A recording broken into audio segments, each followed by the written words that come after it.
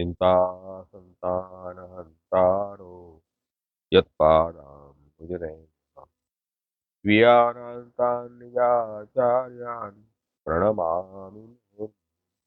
यदनुग्रहतो जन्तुः सर्वदुःखातिगो भवेत् तमहं सर्वदा वन्दे श्रीमद्वल्लभनन्दनम्। अज्ञानतिमिरान्धस्य ज्ञानाञ्जनशलाकया चक्षुरुन्मीलितं येन तस्मै श्रीगुरवे नमः। नमामि हृदये शेषे शीलाब्धिशायिनं लक्ष्मीसहस्रलीलाभिसेव्यमानं पराङ्मुखिम्। चतुर्भिश्च चतुर्भिस्तथा षड्भिर्विराजते योऽसौ पञ्चधारणे।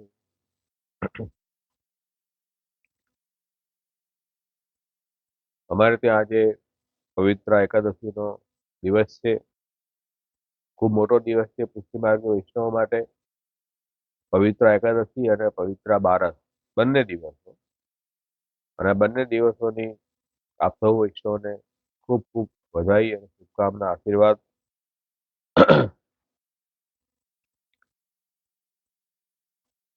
આપણો માર્ગ પુષ્ટિ માર્ગ, અને પુષ્ટિ એટલે કૃપાનો માર્ગ. જીવની યોગ્યતા અને સાધન તરફ દ્રષ્ટિ કર્યા વગર પ્રભુ સામેથી જીવનો અંગીકાર કરે એ જ ખરેખર કૃપા છે. અને એ કૃપા પ્રત્યક્ષ આજના દિવસે પ્રભુની દેખાઈ. પછી ઠાકોરજી આજના દિવસે મહાપ્રભુજીને જીવન અંગીકાર કરવાનો આજ્ઞા આપી. એ આપની અનંત કૃપા. અને 84 વૈષ્ણવની વાર્તામાં પ્રથમ જે વાર્તા આવે છે દામોદર હરસાણીજી, એની અંદર આખો આ પ્રસંગ પવિત્ર એકાદશીનો વર્ણન થયો છે. બધા વૈષ્ણવે પણ સત્સંગમાં એનું ચિંતન કર્યું હશે. એ જ પ્રસંગને આપણે થોડો આજે લઈશું, એટલે આપણને તે દિવસની જે ઘટના છે એનું ફરીથી સ્મરણ થાય, ઠાકોરજીનું સ્મરણ થાય, મહાપ્રભુજીનું સ્મરણ થાય, પુષ્ટિ માર્ગીય પ્રથમ વૈષ્ણવ દામોદર હરસાણીજીનું સ્મરણ થાય, અને આ દિવ્ય આજ્ઞાનું પણ સ્મરણ થાય. આ ચાર વસ્તુનું સ્મરણ થવા માત્રથી જ જીવનો અંતઃકરણ શુદ્ધ થાય છે. એટલે વારંવાર આ પ્રસંગને આપણે શ્રવણ કીર્તન સ્મરણ કરવું જોઈએ.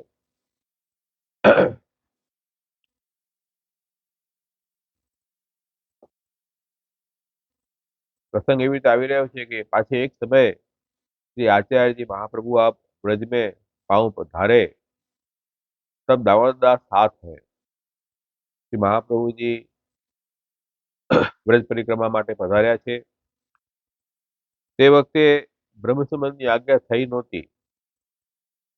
તે વખતનો આ પ્રસંગ છે. અને તે વખતે શ્રી મહાપ્રભુજીએ दामोदरदासजीને કહ્યું કે दमला यह मार्ग तेरे लिए प्रकट कियो है. એટલે શ્રી મહાપ્રભુજી સ્નેહથી દામોદરદાસને દમલા કરીને સંબોધન કરતા.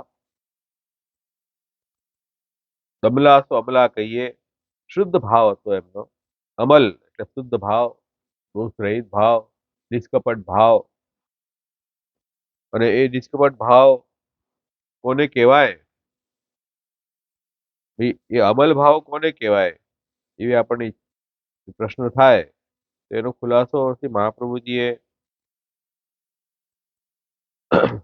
પુષ્ટિ પ્રવાહ મર્યાદાભેદ ગ્રંથમાં આજ્ઞા કરી. લૌકિકત્વમ વૈદિકત્વમ કાપટ્યાદિન અન્યથા વૈષ્ણવત્વ સહજમ તતોન્યત્ર વિપર્યય. લૌકિક અને વૈદિક માં ફલમાં આસક્તિ થઈને જે ભક્તિ કરીએ તો એ સહજ ધર્મ વૈષ્ણવનો ન થયો. એમાં લોક વેદનું ફલ વચ્ચે આવી ગયું, કન્ડિશન થઈ ગઈ, એટલે કપટતા આવી ગઈ. અને વૈષ્ણવ ધર્મ એટલે ભગવત સેવા સ્મરણને સહજ રીતે આપણે નેચરલ રૂપમાં કોઈ પણ કન્ડિશન વગર પ્રભુની સેવા સ્મરણ કરીએ તો એ નિષ્કપટ ભાવ કહેવાય. એમાં આસક્તિ આપણી કોઈ પણ કન્ડિશન વગર થઈ અને લોકવેદ જે નિભાવીએ છીએ અનાસક્ત ભાવથી નિભાવીએ છીએ પ્રભુની આજ્ઞા સમજીને, એ જ પુષ્ટિ માર્ગીયની ભાવના છે, એ જ નિષ્કપટ ભાવ કહેવાય. એવો ભાવ દામોદરદાસજીનો છે, એટલે એમ દમલા કહેતા. અને બીજી વાત અહીંયા કહ્યું, યહ માર્ગ એટલે પુષ્ટિ માર્ગનું પ્રાગટ્ય જે થયું છે એ તેરે લીએ પ્રગટ કિયો હૈ. તેરે લીએ નો મતલબ અહીંયા કેવલ હર્ષાનીજીની વાત નથી. હર્ષાનીજી સમસ્ત દેવી સૃષ્ટિના પ્રતિનિધિ સ્વરૂપ છે. નાદ સૃષ્ટિના, બિંદુ સૃષ્ટિ, નાદ સૃષ્ટિ.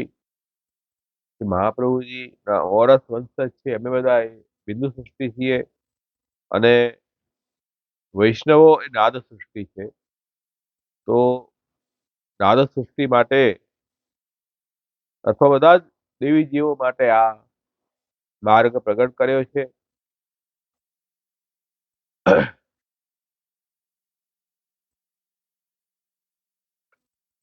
એટલે દામોદર હરસાણીજી એટલે સમસ્ત દેવી જીવોના પ્રતિનિધિ સ્વરૂપ.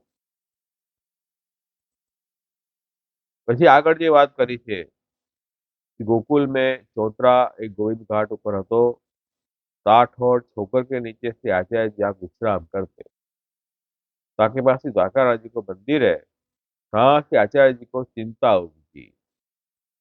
એટલે ગોવિંદ ઘાટ શ્રીમદ ગોકુલમાં આ ઘટના ઘટી છે. ત્યાં મહાપ્રભુજીની ધર્મસંબંધની બેઠક છે આજે.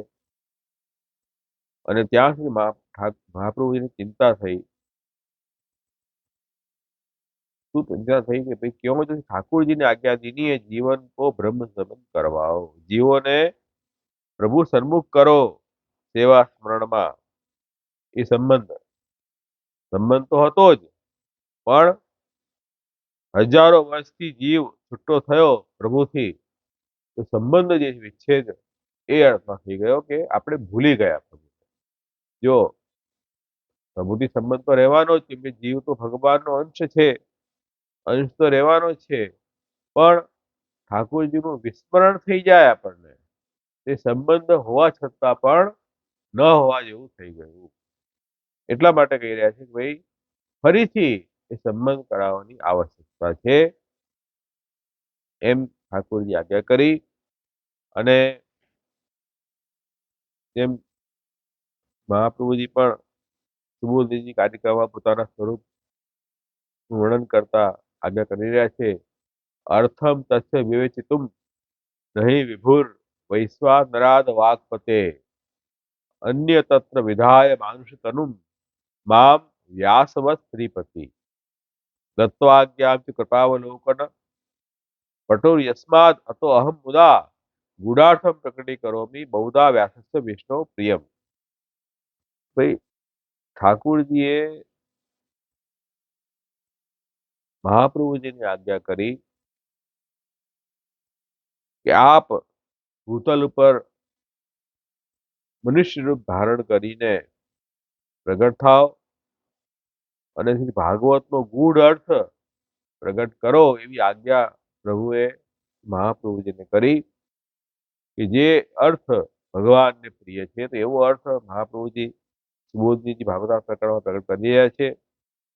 અને મહાપ્રભુજીને કેમ આજ્ઞા કરી? કેમ કે આપ વૈશ્વાનર છો, વાઘપતિ છો, એટલે ભગવત વાણીનો અર્થ મહાપ્રભુજીના અતિરિક્ત કોઈને ગૂઢ અર્થ સ્પષ્ટ થાય નહીં.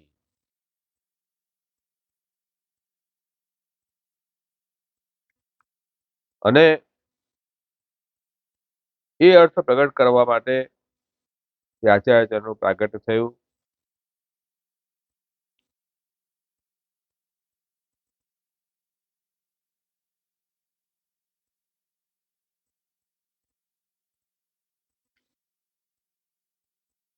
ઠાકુરજીનો વાણીનો અર્થ પ્રભુ સિવાય બીજું કોણ જાણી શકે? પ્રભુ જ જાણી શકે. એટલા માટે ઠાકુરજી પોતાનું સ્વરૂપ જ પ્રગટ કર્યું છે. સ્વયં એવ આત્માનો વ્યક્તત્વમ પુરુષોત્તમ ભૂત ભાવન ભૂતેશ દેવ દેવ જગતપતે. ભગવદ ગીતામાં ભક્ત અર્જુને આ વાત કરી છે. હે ભૂત ભાવન, હે ભૂતેશ, હે દેવોના દેવ, હે જગતના પતિ, હે પુરુષોત્તમ, આપ સ્વયં જ પોતે જ પોતાના સ્વરૂપને જાણો. તો ઠાકુરજીની વાણી, ઠાકુરજીના સ્વરૂપને પ્રભુ સિવાય બીજું કોણ જાણી શકે?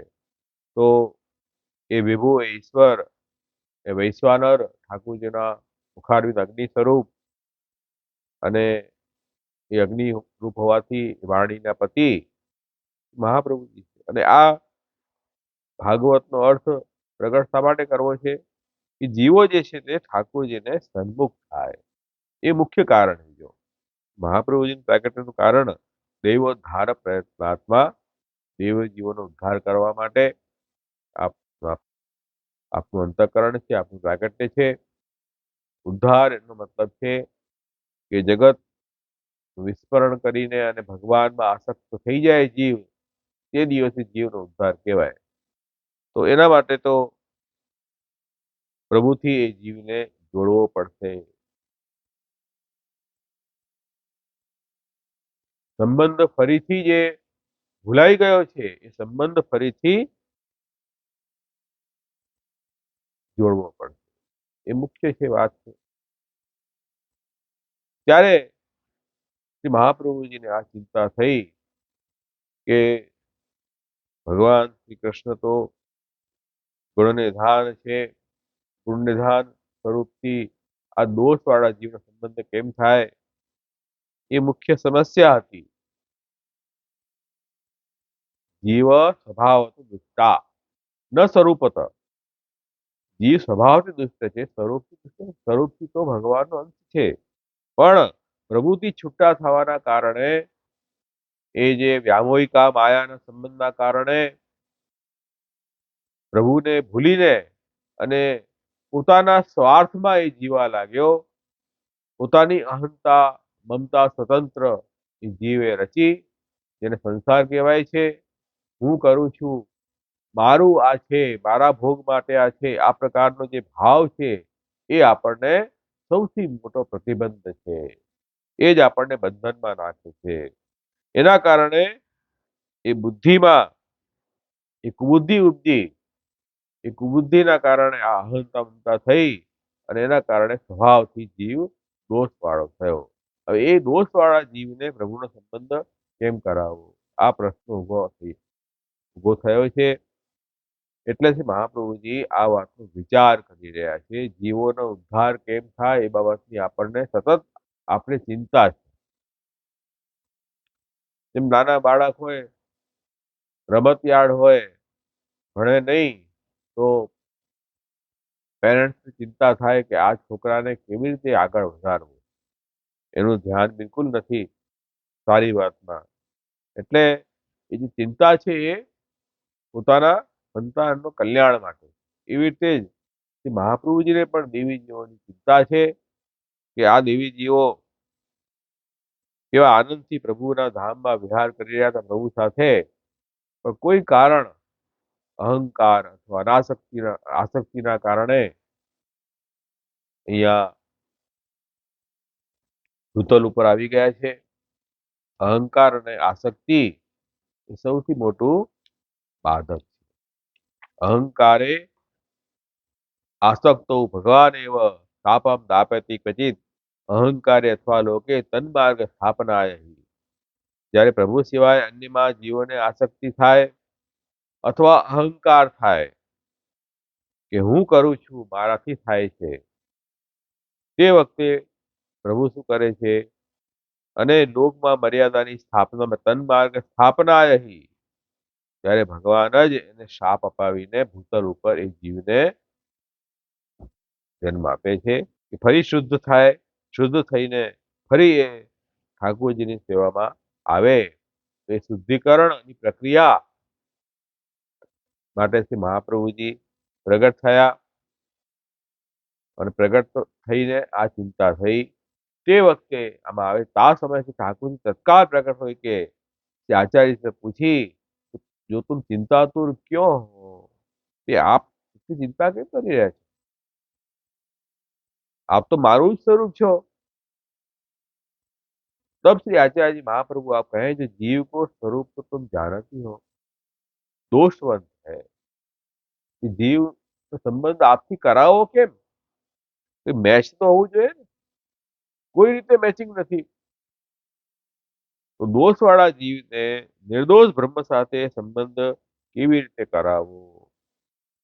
મર્યાદા માર્ગમાં તો મોટી મોટી શુદ્ધિની પ્રક્રિયાઓ છે, જે શુદ્ધિની પ્રક્રિયાથી જીવ શુદ્ધ થાય પછી એને ભગવત ભક્તિનો અધિકાર પ્રાપ્ત થાય. એટલે ભાગવત શ્રીમદ ભાગવત મહાપુરાણમાં જે લીલાઓ છે, સર્ગ વિસર્ગ સ્થાન પોષણ ઊંચી મન્વંતર ઈશાનું કથા વિરોધ, સૃષ્ટિની રચના કરી, સર્ગ વિસર્ગ, પછી સૃષ્ટિમાં મર્યાદાની સ્થાપના પણ ઠાકુરજી કરી ખાન લીલામાં, અને એ મર્યાદામાં કર્મના નિયમ બાંધ્યા, દેશના નિયમ બાંધ્યા, સાત્વિક રાજસ તામસના ભેદ થયા.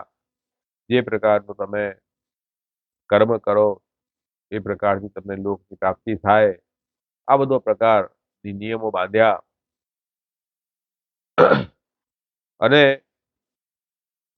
એ નિયમ પ્રમાણે જીવોને પોષણ પણ ઠાકુરજી કર્યું પોષણ લીલામાં. કોઈ દેવી છે, કોઈ આસુરી છે, જે પ્રકારથી એનું પોષણ થાય એ પ્રકારની ભાવનાઓ ઉત્પન્ન થાય દેવી જીવોમાં, સદવાસના, આસુરીમાં સદવાસના. અને એ પ્રકારથી ઠાકોરજીએ ઉતી લીલા સપ્તમ સ્કંદમાં એટલે ફલદાન પણ પ્રભુ કરે છે. અસદવાસનાનો પ્રકાર ફલદાનનો અલગ છે, સદવાસનાનો અલગ છે. જે મિશ્ર જીવો છે આપણા જેવા, જેમાં સદ અસદવાસના બંને મિક્સ છે, એના માટે આપણે ધર્મનું આચરણ કરીએ, વર્ણાશ્રમ ધર્મ વગેરે સામાન્ય ધર્મ સદધર્મનું આચરણ કરીએ, એનાથી અસદવાસના નિવૃત્ત થાય. ધીરે ધીરે શુદ્ધિકરણની પ્રક્રિયામાં આગળ વધીએ આપણે, ત્યારે જઈને જીવ ઈશાનું કથા ભક્તિનો અધિકાર પ્રાપ્ત થાય છે 9મા સ્કંદમાં. તો કેટલા જન્મમાં ધર્મનું આચરણ કરીએ, કેટલા જન્મ લઈને પછી જીવ શુદ્ધ થાય, પછી ભક્તિનો અધિકાર પ્રાપ્ત થાય. બહુ લાંબી પ્રોસેસ છે. ત્યાં સુધી રાહ કેવી રીતે જોવાય? તો એ સ્થિતિમાં દોષવંત જીવનો સંબંધ કેવી રીતે પ્રભુ સાથે થાય? અને ઠાકોરજી બહુ સરળતાથી સહજ રીતે ઉપદેશ આપ્યો. तो श्री ठाकुर जी कहे, जो तुम ज्या जीव को नाम दोगे, इनके सकल दोष निवृत्त होंगे, ताते तुम जीवन को अंगीकार करो. અરે આ તો બહુ સરળ ઉપાય છે, માટે ચિંતા શા માટે કરો છો? આપમાં સામર્થ્ય છે ને, આપ તો વાકપતિ છો, વૈશ્વાનર છો. અને મહાપ્રભુજીના શરણે જે જીવ આવે એના બધા દોષ એમ જ દૂર થઈ જાય. અગ્નિની સામે આપણે, અગ્નિની સામે જેટલો બી કચરો હોય બધો ભસ્મીભૂત થઈ જાય કે ન થઈ જાય. એમ જે જીવ મહાપ્રભુજીના શરણે આવે એ જીવના બધા દોષ વૈશ્વાનર અગ્નિરૂપ મહાપ્રભુજી ભસ્મ કરી દે છે. એ જીવને પ્રભુની સંબંધ કરાવે, જીવને એને નામનું દાન કરે, પ્રભુના નામનું દાન કરે, એના સકલ દોષ નિવૃત્ત થાય છે. એટલે આપ જીવોનો અંગીકાર કરો. આ એક રહસ્ય બતાવી. શ્રાવણ શ્યામને પક્ષે एकादश्यां मानिषि साक्षात् भगवता प्रोक्तम तदक्षरमुच्यते ब्रह्मसंबंधकरणा सर्वेषां देहजीवो सर्वदोष निवृत्तिः। આ વાત ઠાકોરજીએ સિદ્ધાંત રસમાં જ આજ્ઞા કરી મહાપ્રભુજીએ એ અહીંયા બતાવ્યું છે કે ભાઈ આ પવિત્ર દિવસ થયો, જે દિવસે પ્રભુએ આજ્ઞા કરી એ દિવસ હતું શ્રાવણ શ્યામલે પક્ષે એકાદશ્યા માનિષી, શ્રાવણ મહિનાની શુક્લ પક્ષની એકાદશી મહાનિશી મધ્યરાત્રિએ આ પ્રગટ થયા. જે રીતે જન્માષ્ટમીમાં જેમ ઠાકોરજી પ્રગટ થયા મધ્યરાત્રિએ બધા જીવોનો ઉદ્ધાર કરવા માટે, એ જ રીતે એ જ પુષ્ટિ જીવોનો અંગીકાર આપે જે વ્રજમાં કર્યો, એ જ રીતે હવે આ પુષ્ટિ જીવનો અંગીકાર કરવા માટે આ ફરી મધ્યરાત્રિ આ પ્રગટ થયા. એ જ વસ્તુ દેખાડવા માટે કે હવે એ જ ફલદાન કરવું છે, જે ફલદાન વ્રજભક્તોને ઠાકોરજી કર્યું એ જ ફલદાન હવે આધુનિક જીવોને પણ કરવું છે, જેનો ઉદ્ધાર થયો. તો એ આ મધ્યરાત્રિ આ પ્રગટ થઈને આપે આજ્ઞા કરી બ્રહ્મ સંબંધ કરણાર સર્વેશામ દેહ જીવયો સર્વદોષ નિવૃત્તિ, બધા દોષ નિવૃત્ત થશે. એટલે આ બહુ મોટું વરદાન આપણા જેવા જીવોને ઠાકોરજી આપ્યું છે. મહાપ્રકાશમાં સુંદર ખુલાસો કર્યો છે कि जीवन के उद्धार वे की चिंता भी ताको कारण यह जो उत्तम वस्तु अंगीकार कराए सुख ले, प्रीतम को मध्यम वस्तु दोष सहित जीव कैसे अंगीकार कराइए। માર્ગની શું છે કે ઠાકોરજી તો આનંદ રૂપ છે, પુરુષોત્તમ છે, ઉત્તમ છે, ઉત્તમથી ઉત્તમ વસ્તુ પ્રભુને અંગીકાર કરાવવી જોઈએ. હવે જીવ જે છે એ દોષ વાળો છે, તો આવી દોષવાળી વસ્તુ કેવી રીતે અંગીકાર કરાવીએ, એ વાત અહીંયા પ્રશ્ન ઉભો થયો. એક પ્રશ્ન તો આ તો એની ચિંતાનું કારણ આ હતું. બીજું તથા જગત મેં હવે મહાપ્રભુજીને આ વસ્તુ ખ્યાલ નહીં હોય કે બ્રહ્મસંબંધ જીવને નામ નિવેદન કરાવી દઉં તો જીવ શુદ્ધ થઈ જશે, હોય ખ્યાલ, પણ ઠાકોરજી પ્રગટ થઈને આજ્ઞા ઠાકોરજીના મુખથી કરાવી. એનું કારણ પણ સ્પષ્ટ છે કે જગત મેં મહાત્મી જીવ હે, જગતમાં કેવા છે ચમત્કાર ત્યાં નમસ્કાર, એવા જીવો છે. મહાત્મ્ય જુએ તો નમસ્કાર કરે, નહીં તો ન કરે. જેમ આપણે કહીએ ઈશ્વર ક્યાં છે, ક્યાં દેખાય છે ઈશ્વર, અમે ઈશ્વરને શા માટે માનીએ, તો મહાત્મી જીવ છે, મહાત્મ્ય દેખાડો ઈશ્વરનું તો પ્રગટ થાય. પણ એક ખબર નથી કે આખી સૃષ્ટિ ભગવાનનું જ રૂપ છે. આ સૃષ્ટિમાં બધું સંચાલન એની મેં ઓટોમેટિક થઈ રહ્યું છે, સંચાલન પ્રભુ કરી છે. એ ઘર પણ ચલાવવું હોય ને તો ઘરનો ઘરધણી હોય ને એ સંચાલન કરીને ઘર ચાલે. આખું જગત આવા અસંખ્ય બ્રહ્માંડ એની મેતે બધું ઓટોમેટિક કાર્ય કરી રહ્યા છે, એની મેતે થાય છે. અંતર્યામી પ્રભુ એને કંટ્રોલ કરે. પણ જગતમાં મહાત્મી જીવ છે, ચમત્કાર જુએ તો શરણે આવે. જો આ બ્રહ્મ સંબંધ करावे तो लोक में जीव को दृढ़ विश्वास कोई एक को होए. મહાપ્રભુજી ઠાકોરજીની આજ્ઞા વગર બ્રહ્મ સંબંધ કરાવે તો બધા જીવો શરણે ન આવે. ભલે દેવી જીવ છે પણ આસુર આવેશના કારણે બધા જીવ મહાપ્રભુજીના શરણે ના આવે. મહાત્મ્ય દેખાયું નહીં, ચમત્કાર દેખાય તો શરણે જઈએ ને. ताते श्री ठाकुर जी के श्रीमुक्ते ब्रह्म संबंध की आज्ञा कराए. ठाकुर जी प्रगट થઈને આજ્ઞા કરે કે જુઓ તો સાક્ષાત ઠાકોરજીએ પ્રગટ થઈને આજ્ઞા કરી છે. હવે તમે માનશો ને, જીવને વિશ્વાસ કરાવવા માટે આ ठाकुर પોતે प्रगट થઈને મહાપ્રભુની આજ્ञा કરી. तो हमें जीवन को दृढ़ विश्वास कराए, जिससे आचार्य जी को वचन दिए, जाको ब्रह्म संबंध होएगो ताको न छोड़ेंगे. यह महात्म्य ते जीव ब्रह्म संबंध करेंगे ताते ઠાકોરજી તો કહેવાય. ઠાકોરજીથી આ આજ્ઞા મહાપ્રભુજીએ જ કરાવી. કેમ જીવોને વિશ્વાસ થાય કે નહીં, ઠાકોરજીએ સાક્ષાત આજ્ઞા કરી છે, પ્રોમિસ કરી છે કે જે જીવ મહાપ્રભુજીને શરણે આવશે અને એમના દ્વારા મહાપ્રભુજી દ્વારા નામ નિવેદન પ્રાપ્ત કરશે ઠાકોરજીનું, એ જીવને ઠાકોરજી છોડશે નહીં.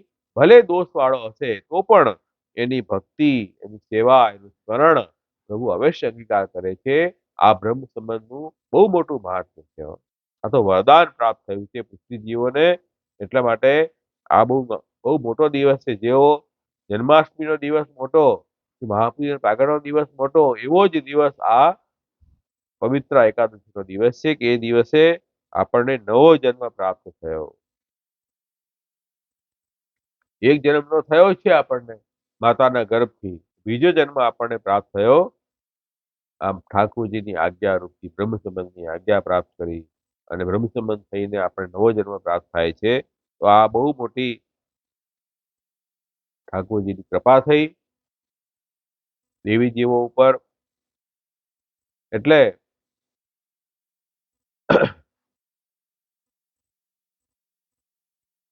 શ્રી મહાપ્રભુજી ના શરણે ગયા વગર કામ થશે નહીં. કોઈ એમ સમજે કે અમે તો કૃષ્ણ ભક્તિ તો અમને કરવી છે, તો સીધી જ કૃષ્ણ ભક્તિ ન કરી લઈએ, કૃષ્ણ પાસે જઈએ સેવા કરી લઈએ, એમાં શ્રી વલ્લભ અને વલ્લભકુલની જરૂર શું છે? તો અહીંયા તમે વાંચો ઠાकुरજી શું કહ્યું, तुम क्या जीव को नाम दोगे तिनके सकल दोष निवृत्त होंगे तथा तुम जीवन को अंगीकार करो.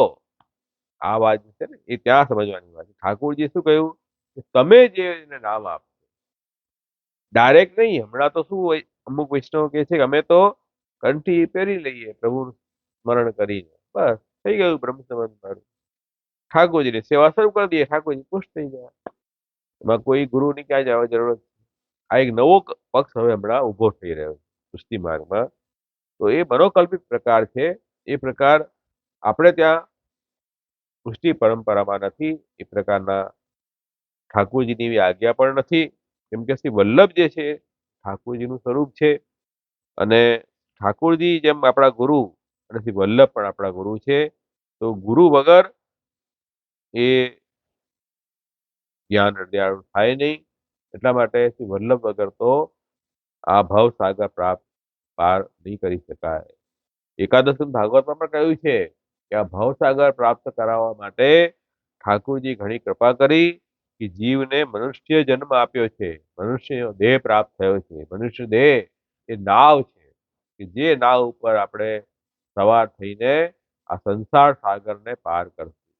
તો કેવલ નાવથી કામ નહીં ચાલે, નાવને ચલાવનારો કેવટ નાવિક પણ જોઈશે, જે આપણા ગુરુ શ્રી વલ્લભ છે કે જે કેવટ થકી નાવિક થકી આપણે આપણી આ મનુષ્યરૂપી નાવને આપણે સાચી દિશા ઉપર લઈને આ પેલે પાર જઈએ, સંસાર સાગરને પાર કરી શકીએ. તો એટલા માટે ગુરુ વગર તો કામ ચાલશે નહીં. હવે પ્રશ્ન થાય કે એ ગુરુ, એ તો શ્રી વલ્લભની વાત હતી, વલ્લભ અવતાર થયો તે વખતની વાત છે. અત્યારે તો વલ્લભ પ્રગટ બિરાજતા નથી. હવે જીવ કોની પાસે નામ લેવા જશે? એટલા માટે આ જયારે પ્રશ્ન થાય એના માટે શ્રી ગુસાઈજીએ પણ ખુલાસો કર્યો સર્વોત્તમ સ્તોત્રમાં. ભુવિ ભક્તિ પ્રચારિક કૃતે શાનવય કૃતતા સ્વંશે સ્થાપિત અશેષ સ્વહાત્મ્ય મયાપ.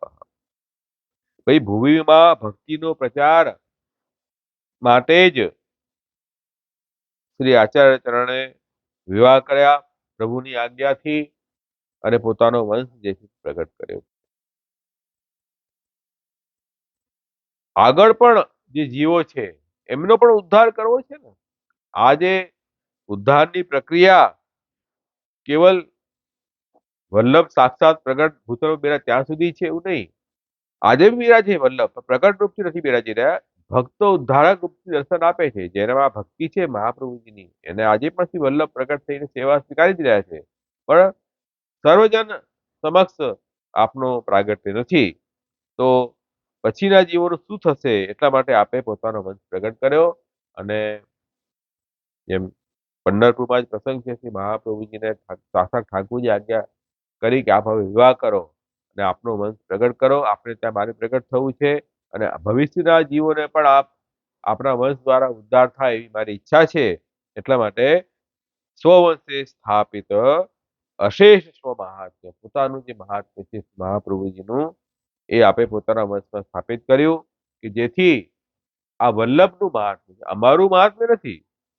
વલ્લભ કુલમાં એ સામર્થ્ય આજે કોઈ વ્યક્તિ વિશેષમાં હોય કે ન હોય એ ઇરિલેવન્ટ છે, પણ શ્રી મહાપ્રભુજી નું પ્રમેય બલ કામ કરી રહ્યું છે, એમની કૃપા કામ કરી રહી છે કે પોતાના વંશ દ્વારા ઉદ્ધાર કરો. એક વાત સમજો કે આપણે ઠાકોરજીની સેવા કરીએ, જે સ્વરૂપની, ચિત્રનું હોય કે ધાતુનું હોય, મૂર્તિ હોય, એની આપણે સેવા કરીએ, એ સાક્ષાત સ્વરૂપ છે કે નહીં? છે સાક્ષાત સ્વરૂપ. કેમ? આપણે મહાપ્રભુજીની કાનીથી ઠાકોરજીને પુષ્ટ કર્યા. ઠાકોરજી તો વ્યાપક સ્વરૂપ છે, તો બધે બિરાજે છે. પણ આપણે જે સ્વરૂપને આપણી સેવા માટે પસંદ કર્યા, વરણ કર્યું, અને એમાંથી મહાપ્રભુજીની કાની આપી, તો એ વ્યાપક રૂપથી ભલે બિરાજતા હોય, પણ અહીંયા સાક્ષાત પ્રગટ થઈને એ પ્રભુ એ જીવનો હાથ પકડે. એમ એ ઠાકોરજીની કૃપા છે. એવી રીતે શ્રી વલ્લભની કૃપા છે કે પોતાના વંશમાં પોતે પ્રગટ થઈને એ જીવનું બ્રહ્મ સંબંધ નામ નિવેદન કરીને કરાવે છે.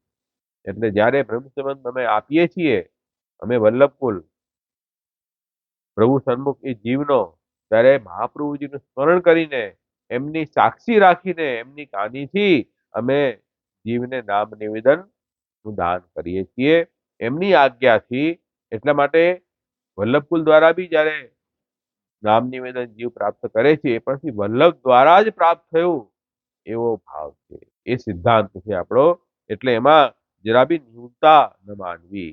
એટલે ભલે કોઈ દોષ વાળો પણ દેખાય, પણ શ્રી મહાપ્રભુજીએ એ ગુરુ પોતાનામાં સ્થાપિત કર્યું છે કલિયુગના દોષના કારણે, અને શ્રી વલ્લભના પોતાના વંશ દ્વારા પોતે પોતાનું મહાત્મ્ય સ્થાપિત કરીને જીવનો ઉદ્ધાર કરી રહ્યા છે. એટલા માટે વલ્લભ કુલ ના સન્મુખ જયારે પુષ્ટિ જીવો આજે થાય છે, આધુનિક જીવો સન્મુખ થાય, કયા ભાવથી થાય? વિશેષ વ્યક્તિને જોઈને નહીં, પરંતુ શ્રી વલ્લભ ના ભાવથી સંબંધ આપણે જોડીએ છીએ. બીજો કોઈ સંબંધ આપણો અલૌકિક સંબંધ છે વૈષ્ણવોનો અને વલ્લભ કુલનો. તો એ વલ્લભના ભાવથી, અને અમે પણ તમારામાં એ હરસાણજીના દર્શન કરીએ છીએ કે દામોદર હરસાણીજીનું આપ સ્વરૂપ છો, આપમાં એ બિરાજે છે, એ ભાવથી અમે પણ આપને જોઈએ છીએ. તો બિંદુશક્તિ નાશક્તિનો પરસ્પર એવો અલૌકિક સંબંધ છે. એ સંબંધ આજે આ પવિત્ર એકાદશી દ્વાદશીનો દિવસથી સ્થાપિત થાય છે. એટલા માટે આપણે એ સંબંધ ક્યારે ના ભૂલવો જોઈએ. વ્યક્તિ વિશેષનો ભાવ રાખશો તો લૌકિકતા આવી જશે, લૌકિક ભાવ થશે. અમે તો એમને માની, આને ન માની, આવું ઘણું ચાલે છે અત્યારે. વૈષ્ણવમાં અને વલ્લભકુલમાં એવા ભેદભાવ ઘણા થયા છે. એ બહુ લૌકિક દ્રષ્ટિ છે. એટલે એ લૌકિક દ્રષ્ટિ ન રાખવી. મહાપ્રભુજીનો જે ઉપદેશ છે નામ નિવેદનનો, એ ઉપદેશ આપણને જે વલ્લભકુલથી પ્રાપ્ત થાય, એ મહાપ્રભુજીનો જ ઉપદેશ મહાપ્રભુજીવત ફલીભૂત થશે જીવોને, એ વાત સમજો. તો એ રીતે આપણે ભાવ રાખવો જોઈએ. આ પવિત્ર દિવસ, શ્રાવણ સુદ એકાદશીની મધ્યરાત્રિની આ ઘટના બહુ પવિત્ર હતી, અને એ વખતે એ આજ્ઞા થઈ, અને એ આજ્ઞા જ્યારે ઠાકોરજી કરી, ત્યારે ઠાકોરજીનું બહુ સુંદર સ્વરૂપના દર્શન કરીને, આનંદના દર્શન કરીને મહાપ્રભુજીએ પ્રભુનું વર્ણન મદ્રાષ્ટકમાં કર્યું. તો મદ્રાષ્ટક ગ્રંથનું પ્રાગટ્ય પણ તે વખતે થયું છે, અને સિદ્ધાંત રહસ્ય ગ્રંથનું પ્રાગટ્ય પણ કર્યું. કેમ કે સિદ્ધાંત રહસ્ય ગ્રંથમાં જેમ શ્રી મહાપ્રભુજી આજ્ઞા કરી રહ્યા છે કે તદ અક્ષરસ્થ ઉચ્યતે, જે ઠાકોરજી આજ્ઞા કરી એનો અક્ષર અક્ષર હું અહીંયા સિદ્ધાંત રસમાં વર્ણન કરી રહ્યો છું. એટલે સિદ્ધાંત રસ ગ્રંથ જે છે તેમાં જેટલા શ્લોકો આવ્યા છે, એ બધા શ્લોકો શ્રી મહાપ્રભુજીના અનુસાર ઠાકોરજીના જ વચનો છે. એટલે અહીંયા પહેલો શ્લોક ને આપણે છોડી દઈએ. શ્રાવણ શ્યામલે પક્ષે એકાદશા માનથી સાક્ષાત ભગવતા પ્રોક્તમ તદસરસ ઉચ્યતે. આ પહેલો શ્લોક થી મહાપ્રભુજીનો છે. એના પછીના જે શ્લોકો છે, તદ અક્ષરસ ઉચ્યતે જે કહ્યું, શું અક્ષરસ ઠાકોરજી આજ્ઞા કરી, એ આ સિદ્ધાંત રહસ્ય ગ્રંથ પછીના બધા શ્લોકો છે. એટલે 8.5 શ્લોકનું આ ગ્રંથ છે. 7.5 શ્લોક જે છે તે ઠાકોરજીના જ છે, એ વાત સમજો. તો આ દિવ્ય વાણી આપણને પ્રાપ્ત થઈ આજના દિવસે. પછી બીજી એક સુંદર વાત और ખુલાસાની આવે છે। તા સમયે દામોદરદાસ અનેક દૂર સોય હશે। ताते दामोदरदास से आचार्य जी ने पूछी जो दमला ते कछु सुन्यो। तब दामोदरदास ने कहे महाराज मैंने ठाकुर जी के वचन सुने तो सही पर समझ्यो ना। એટલે એ આ બ્રહ્મસંબંધની આજ્ઞા થઈ ત્યારે કોણ સાક્ષી હતું? આ આજ્ઞા દર્શન કોણે કર્યા? દામોદર હરસાણીજીએ દર્શન કર્યા। એટલે શ્રી મહાપ્રભુજી એમને જ પૂછ્યું કે તમે સાંભળી ઠાકોરજી શું આજ્ઞા કરી? તો હરસાણીજીએ દીનતાપૂર્વક કહ્યું ઠાકોરજીના વચન સાંભળી તો લીધા પણ આપની વાણી બહુ ગૂઢ છે, પ્રભુની વાણી એનો શું સાચો અર્થ છે એ અમે ગ્રહણ ન કરી છે, અમે તો જીવ કહેવાય। तब श्री आचार्य जी आप कहे जो मोको ठाकुर जी ने आज्ञा की है तुम जीवन को ब्रह्म संबंध करवाओ। इनको मैं अंगीकार करूंगो। जेनो ब्रह्म संबंध महाप्रभु जी द्वारा थसे एने ठाकुर जी अंगीकार करसे। और जिनको तुम नाम दोगे जिनके सकल दोष निवृत्त होंगे तथे ब्रह्म संबंध अवश्य करनो। ब्रह्म संबंध अवश्य करવું જેના વગર ભક્તિ માર્ગમાં જીવ આગળ કેમ વધશે? એ અવશ્ય કર લેવું જોઈએ। બ્રહ્મ સંબંધ બધા જ વૈષ્ણવોએ જેને ભક્તિ માર્ગમાં સેવાના માર્ગમાં આગળ વધવું છે એના માટે તો આ અનિવાર્ય આવશ્યક છે બ્રહ્મ સંબંધ લેવું। એટલે આ આજ્ઞા ઠાકુરજી મને કરી છે એવો ખુલાસો મહાપ્રભુજી કર્યો। હવે અહીંયા કહ્યું કે ભાઈ શા માટે હરસાણીજીએ પણ તો આ વચન સાંભળ્યા હશે ને ઠાકોરજીના, તો શા માટે હરસાણીજી એમ કહ્યું કે સુન્યો સહી પણ સમજ્યો નહીં? તો કે ગુરુ કૃપા વગર પ્રભુની વાણી સમજાય।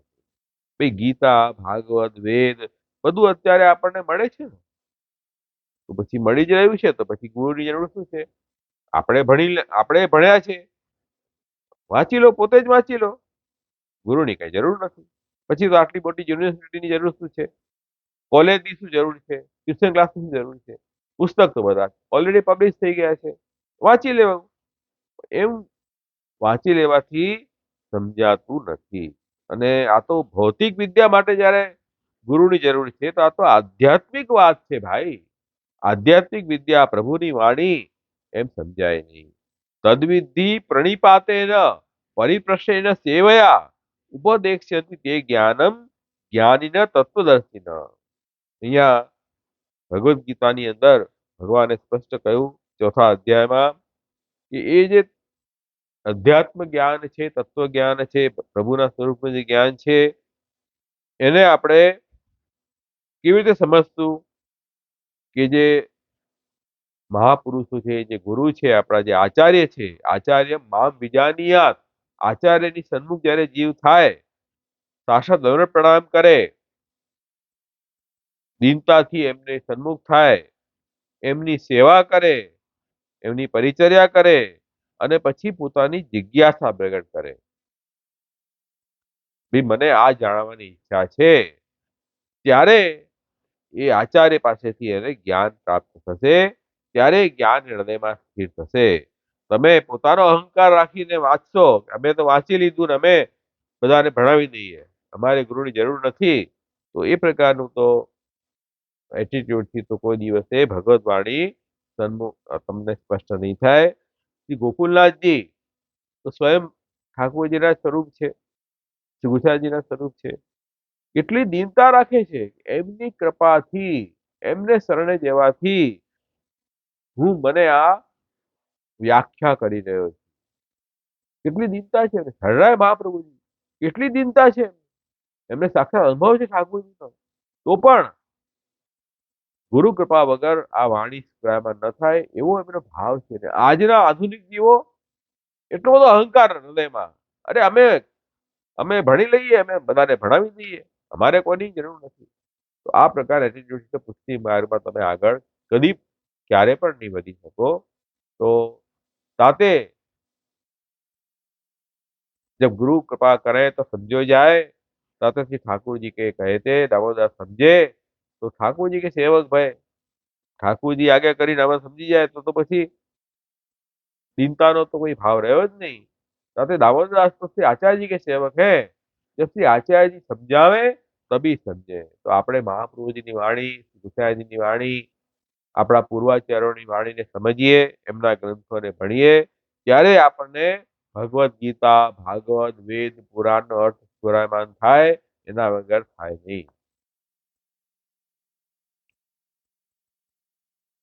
તબ સ્વામી સેવક ભાવ પ્રગટ દિખાયો।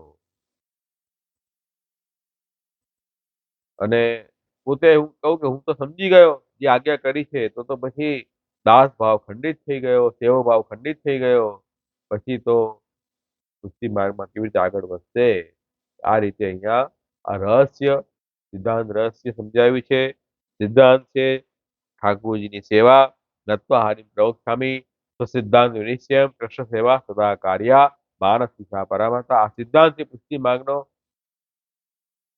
બધા વેદ, ગીતા, ભાગવત બધાનું મંથન કરીને મહાપ્રભુજી આપણને સિદ્ધાંત બતાવ્યો, કૃષ્ણ સેવા સદા કાર્યા। કૃષ્ણ સેવા સદા કરવી અને મનથી થવા લાગે એ તો ફલરૂપ અવસ્થા છે। ત્યાં સુધી તનુવિદ્યા સેવા શરીરથી અને પોતાના ધનથી સેવા કરવી। હવે આજકાલના વૈષ્ણવને પૂછીએ ભાઈ સેવા, હા અમારા તો દિલમાં ભગવાન બિરાજે, એટલે અમે તો ઠાકોરજીની દિલમાં જ સેવા કરેલી। ઓહો, માનસીના જીવ લાગો છો તમે તો। માનસી સેવા સિદ્ધ થઈ ગઈ છે તો પછી તમને ધ્યાન પણ નહીં હોય, ખાવા પીવાની કઈ જરૂરત નથી। પછી તો તમે સદા ભગવાનમાં જ મન લાગેલું છે, પછી નોકરી ધંધો કરવા કેમ જાઓ છો? ગ્રહસ્થ આશ્રમનો બધી તમારા કર્તવ્યો કેમ નિભાવો છો? બધું તમને તો સિદ્ધ છે ને, સિદ્ધ પુરુષ છો। તો આવી વાત છે લોકોની મૂર્ખ બનાવવાની, કે ઠાકોરજીની સેવાની વાત કરીએ તો ઠાકોરજી તો મનમાં બિરાજે છે, એટલે એમને સેવાની જરૂર નથી। અને બીજી બધી વસ્તુ મનમાં નથી એટલે અમારે કરવી પડે છે। આ પાખંડ શરૂ થયો છે ભક્તિ માર્ગમાં। એક વાત સમજો કે સિદ્ધાંત એ છે કે માનસી સેવા તો ફલરૂપા સેવા છે, અને માનસી સેવા ખરેખર સિદ્ધ થઈ હોય તો જીવ ઓર સારી રીતે શરીરથી સેવા કરશે। ભાઈ મનમાં ઠાકોરજી બિરાજી ગયા, હવે શું? હવે તો પ્રભુ સેવા ઓટોમેટિક શરીરથી શરૂ થશે। મનમાં ન બિરાજ્યા આવે ને તો આપણને પરાણે શરીરને ખેંચવું પડે સેવામાં। તો એવા ઉઠા કોઈને ન ભણાવો, પ્રભુની સેવા કરો એ સિદ્ધાંત છે। અને એ સિદ્ધાંત ભગવત સેવાનું રહસ્ય જે છે તે નામ નિવેદન સમર્પણનો ભાવ છે। સિદ્ધાંત રહસ્યમાં ઠાકોરજી આજ્ઞા કરી છે કે જે જીવ શ્રી મહાપ્રભુજી દ્વારા જે જીવને નામ નિવેદન પ્રાપ્ત થશે એ જીવને પછી ભગવત સેવામાં કોઈ પણ દોષ પ્રતિબંધ નહીં થાય, પ્રભુ આનંદથી એની સેવા સ્વીકારશે। એવો સુંદર ઉપદેશ સિદ્ધાંત રહસ્યનો વરદાન રૂપથી આપણને મળ્યો છે। આ આ જીવન આપણને મળ્યું છે ને, ખરેખર આપણે બહુ ધન્યભાગી સૌભાગ્ય જીવો છીએ કે આપણને આ જીવનમાં શ્રી મહાપ્રભુજી જેવા ગુરુ આચાર્ય મળ્યા છે અને આપણને બ્રહ્મસંબંધ દીક્ષા પ્રાપ્ત થઈ છે। એનો બહુ અહોભાવ આપણે માનવો જોઈએ, પોતાને ઘણા કૃપાયુક્ત માનવા જોઈએ। બધા જીવોને એવું ક્યાં પ્રાપ્ત થયું છે? તો એવો સ્વાભિમાન રાખો, હું વૈષ્ણવ છું, પુષ્ટિ માર્ગ વૈષ્ણવ છું એવો સ્વાભિમાન રાખો। અને પવિત્ર બારસના દિવસે પ્રથમ વાર શ્રી મહાપ્રભુજીએ સરસાનીજીને બ્રહ્મસંબંધનું દાન કર્યું, દીક્ષાનું દાન કર્યું છે। અને તે દિવસથી ગુરુ શિષ્ય પરંપરા સ્થાપિત થઈ। એટલે બંને પુષ્ટિ માર્ગનો પ્રાગટ્ય દિવસ એ પવિત્ર એકાદશી છે અને પવિત્ર બારસ એ દિવસ જીવ સૌભાગ્યવાળા થયા કે એમને આ આજ્ઞા પ્રમાણે, ઠાકોરજીની આજ્ઞા પ્રમાણે બ્રહ્મસંબંધ દીક્ષા નામ નિવેદન પ્રાપ્ત થયું છે અને સંપ્રદાયની સ્થાપના થઈ। તો બંને દિવસો આપણા માટે ઘણા પવિત્ર ઉત્તમ દિવસો છે। અને આને પુત્રતા એકાદશી પણ કહેવાય છે આજના દિવસને, કેમ કે સંસ્કારી સંતાનની પ્રાપ્તિ પણ આ દિવસ એકાદશીના વ્રતથી પ્રાપ્ત થાય છે। પવિત્ર જે આપણે ધરાવીએ છીએ ઠાકોરજીને આજના દિવસે, એ પવિત્રનો ભાવ જે છે એ પણ સમજો કે સૂતરનું પવિત્ર ધરાવીએ છીએ તો જ્યારે બ્રહ્મસંબંધની આજ્ઞા થઈ નહોતી તે વખતે પણ પવિત્ર ધરાવવાનો ક્રમ તો હતો જ। વૈષ્ણવ તંત્રોમાં જે વૈષ્ણવ માર્ગ છે આપણો, એમાં આ બતાવ્યું છે કે આજના દિવસે આપણે ઠાકોરજીને સૂતરના પવિત્ર ધરાવવા જોઈએ। બ્રહ્મસંબંધની આજ્ઞા થઈ પછી પવિત્ર ધરાવવા એવું નથી। આ તો આપણા વૈષ્ણવ શાસ્ત્રોમાં આ વાત લખેલી છે. કેમ? તેનું બી એક કારણ છે મુખ્ય કે આખા વર્ષમાં આપણે ઠાકોરજીની સેવા કરી, એમાં કાંઈ ને કાંઈ સેવા છૂટી જાય આપણી કોઈ કારણસર, કોઈ લૌકિક કારણોસર, અથવા સેવા કરી એમાં કઈ દોષ ત્રુટિ આવી ગઈ, કઈ આપણાથી અપરાધ થઈ ગયો, તો એ ઠાકોરજી સેવા ન સ્વીકારે. તો આજે આપણે 360 સૂતરના તારનું પવિત્ર સિદ્ધ કરીને ઠાકોરજીને ધરાવીએ, તો એમાં એ ત્રુટિ અને દોષની આપણે ક્ષમા યાચના કરીએ કે પ્રભુ અમને ક્ષમા કરો. જે કઈ પ્રત્યવાય થયો છે, પ્રત્યવાયનો મતલબ દોષ, ઠાકોરજીની સેવા જીવ ન કરે એ સૌથી મોટો દોષ, એ પ્રત્યવાય છે. તો એ નિવૃત્ત થાય છે. તો ઠાકોરજીને પવિત્ર ધરાવવાથી એ આપણા અપરાધ દૂર થાય છે. તો આજના દિવસે ભલે ગમે તેટલા ઇમ્પોર્ટન્ટ કામ હોય, બધું છોડીને આજના દિવસે પ્રભુ સન્મુખ થઈ અને ઠાકોરજીને પવિત્ર અવશ્ય ધરાવવા. અને મિશ્રી સ્નેહનું સ્વરૂપ છે, વરસાદ રસનું સ્વરૂપ છે, ભક્તિ રસનું સ્વરૂપ છે, એ ભાવથી ઠાકોરજીને મિશ્રીનું પણ આપણે ભોગ કરીએ છીએ કે અમારો ભક્તિભાવ આ મિશ્રી રૂપથી આપને અમે અંગીકાર કરાવીએ છીએ. તો એ પ્રકારથી આજનો દિવસ આપણે ક્યારે ભૂલવો નહીં. અને પવિત્ર બારસે પણ આપણે પવિત્ર ધરાવીએ. ઠાકોરજી આપણા ગુરુ છે અને મહાપ્રભુજી આપણા મૂળ ગુરુ છે, એમને પવિત્ર અવશ્ય ધરાવવા.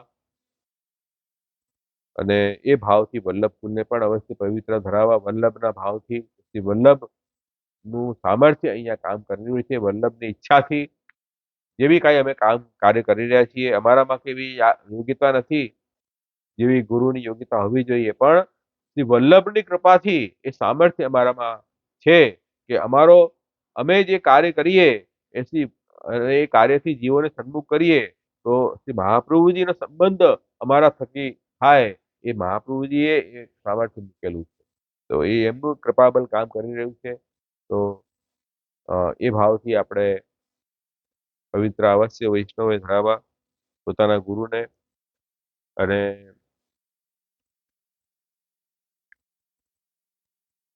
તો આ રીતે આજનો દિવસનું આપણે સ્મરણ કર્યું. જે કંઈ પ્રશ્ન હોય તો 5 મિનિટમાં પૂછી લો આજનો દિવસનું. આજે અમારે ત્યાં એટલે આપણે ત્યાં રાખી કે પવિત્ર હોય એમાં ભદ્રા કાલમાં પવિત્ર ન ધરાવીએ, કેમકે આ પવિત્ર ધરાવવાનો ક્રમ વૈષ્ણવ તંત્રનો છે. તો વૈષ્ણવ તંત્રમાં શુદ્ધ મુહૂર્તમાં પવિત્ર ધરાવવાનો નિયમ છે.